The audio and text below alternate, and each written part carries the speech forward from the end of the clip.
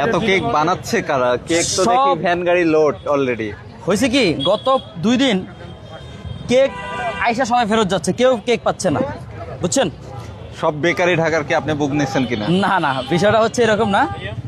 আমার গতকালকে হিউজ মানুষ আমার এখান থেকে না খেয়ে চলে গেছে, খুব খারাপ লাগছে আমার ওয়াইফের।